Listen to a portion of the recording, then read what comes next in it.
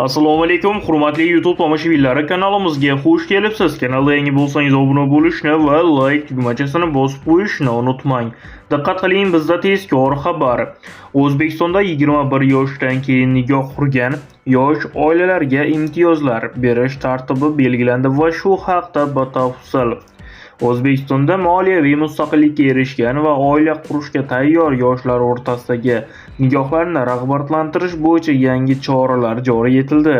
Bu haqda Adliya vazirligi xabar beradi. Unga ko'ra 2027-yildan boshlab har ikkala taraf kamida 21 yoshga to'lgan va ilk bor nikohdan o'tayotgan yosh oilalarga davlat tomonidan qo'shimcha imtiyozlar taqdim etiladi. Xususan, bunday oilalar ijtimoiy reyestrga kiritilgan taqdirda ularga beriladigan subsidiyalar va grantlar miqdori amaldagi me'yorlarga nisbatan 1,5 baravarga oshiriladi. Shuningdek, nikoh shartnomasini tuzgan fuqarolar uchun nikohni qayd etishda undiriladigan davlat boji bekor qilinadi. Mazkur chora-tadbirlar yosh oilalarni moddiy jihatdan qo'llab-quvvatlash va barqaror oilaviy munosabatlarni shakllantirishga qaratilgan.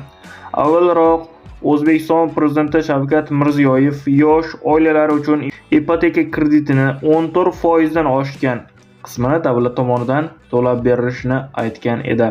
Kanalda yangi bo'lsangiz obuna bo'lishni va like tugmachasini bosib qo'yishni unutmang. Siz bilgan va bilmagan xabarlar hali oldinda.